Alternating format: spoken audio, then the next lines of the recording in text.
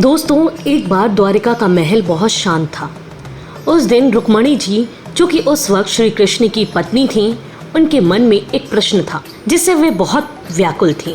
दरअसल उन्होंने बहुत बार लोगों के मुंह से सुना था कि राधा रानी ही श्री कृष्ण की सबसे प्रिय हैं, जबकि राधा रानी का कोई उल्लेख महाभारत या द्वारका की राजसभा में प्रकट रूप से नहीं था। इसलिए रुक्मणी जी ने विनम्रता पूर्वक एक दिन श्री कृष्ण से पूछ ही लिया कि हे नाथ, राधा जी से आपका विवाह कभी नहीं हुआ, फिर भी लोग उन्हें आपकी पत्नी और आपकी प्रेमिका मानते हैं। मुझे समझ नहीं आता कि आखिर ये प्रेम किस रूप का है। अब ऐसा सवाल सुनकर आपको बता दें कि श्री कृष्ण कुछ क्षण तो मौन रहे। उनकी आंखों में राधा रानी की स्मृति साफ झलक रही थी।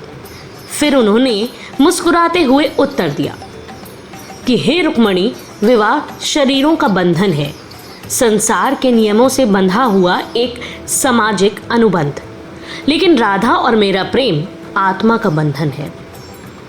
उन्होंने आगे यह भी कहा कि देखिए, राधा ने कभी अधिकार नहीं मांगा और ना ही वैभव, ना नाम, ना तो साथ, बस प्रेम मांगा, वो भी शुद्ध और निश्चल।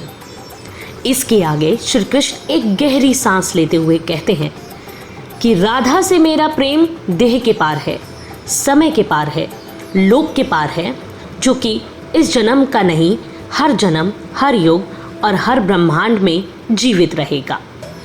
इसलिए भले ही हम विवाह सूत्र में नहीं बंधे, फिर भी संसार की आत्माएं राधा को मेरी अर्धांगिनी मानती हैं। आपको बता दें कि ऐसा सुनकर रुक्मणी जी की आंखों में आंसू थे।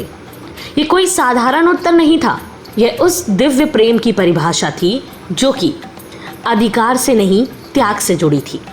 अब मेरा आपसे एक सवाल है कि क्या आप इस कथा का भावार्थ समझ पाए?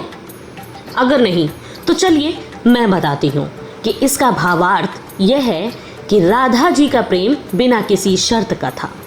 जी हाँ, ना तो उन्होंने कृष्ण को पाने की इच्छा की और ना ही किसी उपाधि की। कृष्ण का प्रेम राधा जी के प्रति शरीर के बंधन से मुक्त परमात्मा जैसा था, जिसे शब्दों में नहीं बांधा जा सकता था। यही कारण है कि राधा कृष्ण की जोड़ी प्रेम की सबसे ऊंची मिसाल बन गई। जहां विवाह नहीं हुआ, फिर भी प्रेम अमर हो गया। तो दोस्तों, कैसी लगी ये जानकारी हमें कमेंट बॉक्स में ज़रूर बताइएगा। इसी के साथ हमारे चैनल को लाइक और सब्सक्राइब ज़रूर कर दें। धन्यवाद।